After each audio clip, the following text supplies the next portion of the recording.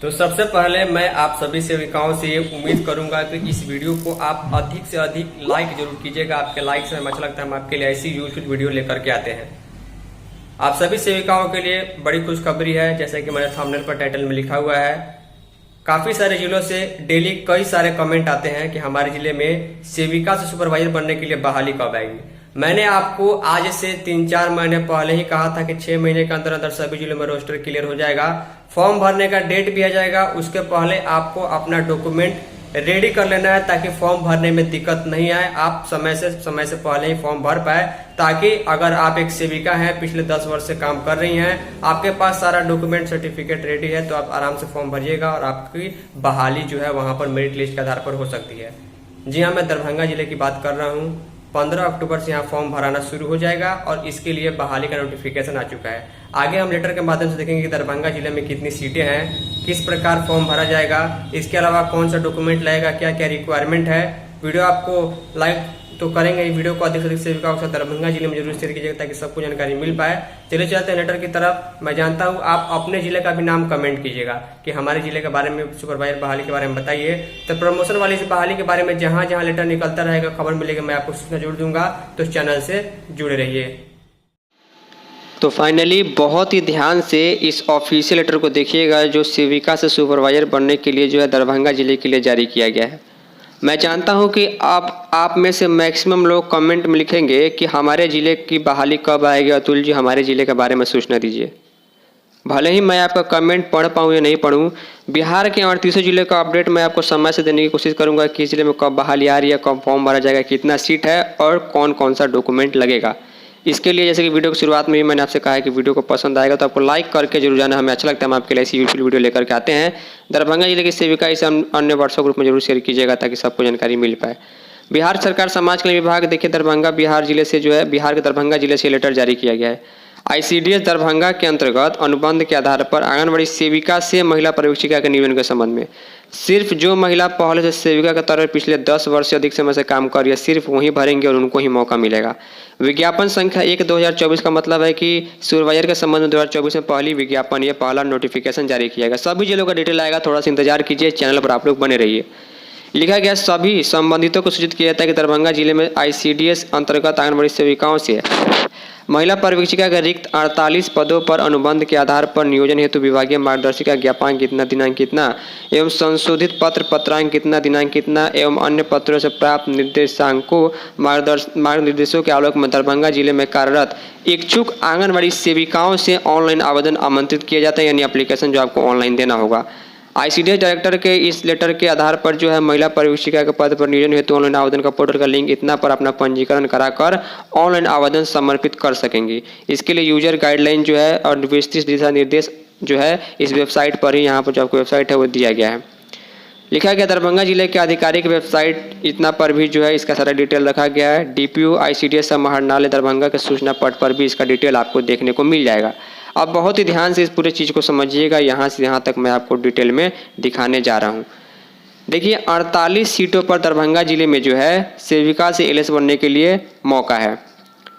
मैं आपको शुरुआत में ही बता दूँ, बिहार का कोई भी जिला हो, जी हाँ बिहार का कोई भी जिला हो, सभी जिलों में 100 से कम सीटें ही रहेंगी। मैक्सिमम जिलों में तो 50 से कम सीटें रहेंगी, क्योंकि पहले से ही बहाली हो चुकी है काफ़ी सारे सुपरवाइजर्स की, तो कंपटीशन काफ़ी तगड़ा होगा, लाखों फॉर्म इसके लिए भरे जाएंगे।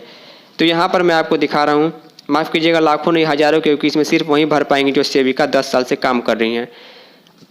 SC के लिए 7 सीट इसमें है, ST के लिए जो है 1 सीट है, OBC के लिए 9 सीट है, BC के लिए 6 सीट है, BC वुमेन के लिए 1 सीट है, EWS कैटेगरी के लिए 5 सीट है और जो जनरल कैटेगरी उनके लिए 19 सीटें हैं। कुल मिलाकर 48 महिलाओं को सेविका से सुपरवाइजर बनाया जाएगा।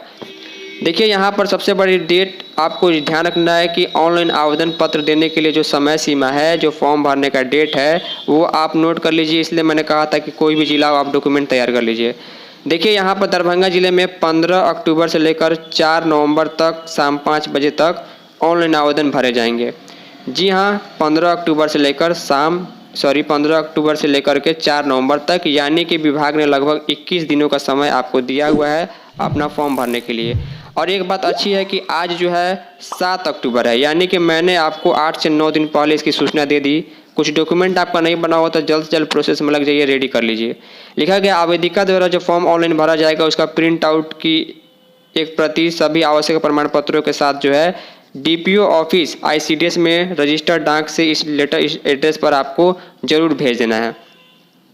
साथ में उस लेटर के ऊपर लिखना है कि आंगनबाड़ी सेविका से महिला पर्यवेक्षिका पद हेतु आवेदन, ये लिखना आवश्यक है। हाथों हाथ आवेदन स्वीकार नहीं किया जाएगा। बिना ऑनलाइन आवेदन अथवा निर्धारित समय सीमा के बाद आवेदन प्राप्त विचारणीय नहीं होगा। लिखा गया निबंधित डाक विज्ञापन की तिथि के अगले 21 दिनों के अंदर डीपीओ ऑफिस ICDS में पहुंच जाना चाहिए। तो इसको आपको ध्यान रखना है। सिर्फ आपको ऑनलाइन फॉर्म भर के उसका प्रिंट निकाल कर नहीं रख लेना है। उसका प्रिंट और जो भी डॉक्यूमेंट आपने उसमें अपलोड किए हैं, मैट्रिक, इंटर, ग्रेजुएशन, PG, उसका सर्टिफिकेट आपको एक जेरोक्स करा करके उस ऑनलाइन फॉर्म का जो सबमिशन हुआ था उसका जेरोक्स ले करके लिफाफे में भर कर रजिस्टर पोस्ट के द्वारा आपको DPO दरभंगा के एड्रेस पर रजिस्टर पोस्ट के माध्यम से समय से पहले भेज देना है। ध्यान दीजिएगा कौन कौन सा डॉक्यूमेंट भेजना या लगाना अनिवार्य है। मैट्रिक जो आपने पास किया था उसका सर्टिफिकेट और मार्कशीट, इसके अलावा इंटर का सर्टिफिकेट मार्कशीट, ग्रेजुएशन का सर्टिफिकेट मार्कशीट, PG का सर्टिफिकेट मार्कशीट, PhD का सर्टिफिकेट मार्कशीट। जितना ज़्यादा पढ़ा हुआ उसको उतना ही ज़्यादा मौका इसमें देखने को मिलेगा। साथ में लिखा गया है कि जो निवास प्रमाण पत्र होगा वो अनुमंडल पदाधिकारी के द्वारा निकला होना चाहिए, यानी आपके अनुमंडल के SDM के द्वारा जो है आपका रेसिडेंस सर्टिफिकेट ही होना चाहिए, वही मान्य होगा। राजपत्रित पदाधिकारी द्वारा जो है कैरेक्टर सर्टिफिकेट होना चाहिए। जो रिजर्वेशन कैटेगरी की हैं उनके लिए कास्ट सर्टिफिकेट लगेगा। BC EBC के लिए जो है नॉन क्रीमिलियर सर्टिफिकेट बनवाना अनिवार्य होगा। इसके अलावा एक्सपीरियंस सर्टिफिकेट जो है आप दरभंगा जिले के जिस भी परियोजना में सेविका के तौर पर काम करें, कितना साल आपने काम किया, उस परियोजना के CDPO के द्वारा जो है आपको सर्टिफिकेट वो एक्सपीरियंस का होना चाहिए। इसके अलावा आंगनबाड़ी सेविका से महिला पर्यवेक्षिका नियोजन के लिए आवश्यक योग्यता जो है कि वही लोग फॉर्म भर पाएंगे जो केवल पहले सेविका हो, भारत का नागरिक हो, दरभंगा जिले की ही महिला दरभंगा जिले में जा सकते हैं। जिस जिले में सुपरवाइजर के लिए बहाली निकलेगी उसी जिले की सेविका वहां भरेगी, दूसरी जगह नहीं भरेगी। और उसी जिले के किसी भी अनुमंडल का आपके पास निवास प्रमाण पत्र होना चाहिए। न्यूनतम योग्यता मैट्रिक इतना होना चाहिए। चयन की पहली बार सबसे बड़ा बात यह है कि कब चयन हुआ होगा कि आप फॉर्म भर पाएंगे। पूरी वीडियो को ध्यान दीजिएगा, थोड़ा सा वीडियो लंबी होगी। 10 वर्ष का कार्यकाल आपका होना चाहिए, यानी कि 1 जनवरी 2024 को, ये मैंने पहले भी बताया था कि 1 जनवरी 2024 को अगर आपका काम करते हुए 10 वर्ष या उससे अधिक हो जाता है तो ही आप फॉर्म भर पाइएगा, अन्यथा नहीं भर पाइएगा। लिखा गया है कि विज्ञापन वर्ष 2024 के 1 जनवरी यानी 1 जनवरी 2024 को न्यूनतम एज जो है 21 वर्ष और अधिकतम एज जो है 45 वर्ष होनी चाहिए। अधिकतम एज में 11 वर्ष की छूट दी जाएगी। यानी कि मैं आपको स्पष्ट शब्द में बता दूं कि 1 जनवरी 2024 को जो है आपका उम्र जो है, जो सेविका है उनका उम्र जो है 56 ईयर्स से कम होना चाहिए। जी आप 56 वर्ष से कम होगा तो ही आपकी बहाली हो पाएगी, अन्यथा नहीं हो पाएगी। नीचे यहाँ पर दिया हुआ है वांछित सूचनाएं जो है कि हाँ जो सर्टिफिकेट है, जो मार्कशीट है, जहाँ से आपने पढ़ाई की है वो वैलिड होना चाहिए।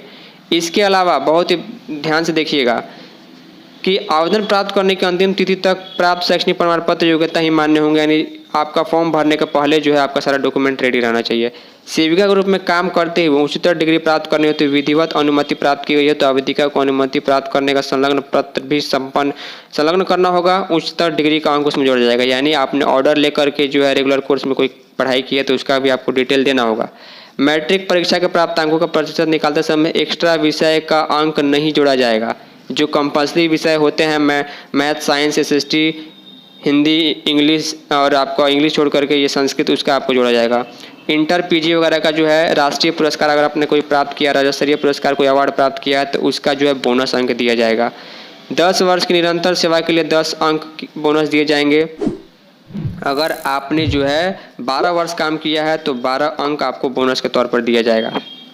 विभिन्न स्रोतों से प्राप्त अंकों के कुल योग के आधार पर अंतिम जो मेरिट लिस्ट तैयार की जाएगी। उसके बाद इसका जो है समिति द्वारा चयन किया जाएगा। नीचे लिखा गया कि 2 सेविकाओं को अगर एक समान अंक प्राप्त हो रहा है, मान लीजिए दोनों सेविकाओं को अगर 95% अंक आ रहा है मेरिट लिस्ट में, तो जिसका उम्र अधिक है उस सेविका को ऊपर रखा जाएगा, उसको जो है प्रेफरेंस दिया जाएगा।